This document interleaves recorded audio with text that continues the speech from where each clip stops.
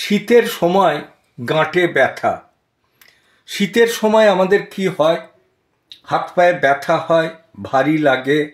সকালে উঠতে গেলে চলার সময় যেমন ট্রেন প্রথমে হুইসেল দিয়ে যখন প্ল্যাটফর্ম ছাড়ে আস্তে আস্তে তার গতি বাড়ে, এক্স্যাক্টলি সেরকমভাবেও আমাদের শোবার পরে যখন উঠি তখন কষ্ট বেশি থাকে, আস্তে আস্তে চলাফেরা করতে করতে কষ্টগুলো কমে যায়।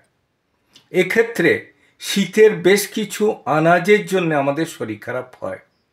আমাদের খাবারের ভেতরে যেমন আমিষে মটন থাকে, সেরকম মুসুর ডালটা খিচুড়ির জন্য হয়।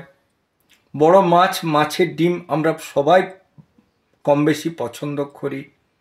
শাকসবজির ভেতরে হরহরে জিনিস যেমন পুঁই শাক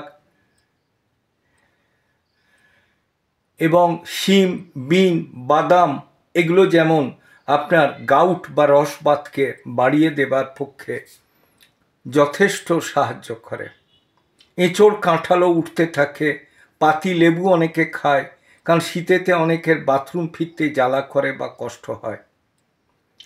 এই সবগুলো যদি আমরা সচেতনভাবে এড়িয়ে যাই বা কম খাই, তার সাথে যদি আমরা যেটা প্রয়োজন ফ্রি হ্যান্ড এক্সারসাইজ, সকালের দিকে ঠান্ডাতে না ঘুরে রোদ থাকতে থাকতে ঘোরাতে কিছু চলাফেরা করা এবং শীতের জামা কাপড় ব্যবহার করা, এগুলো যদি আমরা করতে থাকি এবং তার সাথে আমরা প্রয়োজন মাফিক ডাক্তারবাবুদের সাথে কথা বলে যদি ওষুধ ব্যবহার করতে থাকি, তাহলে আমাদের এই গাঁটে ব্যথা, চলাফেরার রেস্ট্রিকশন এবং সর্বোপরি আমরা ফ্রিভাবে থাকতে পারবো।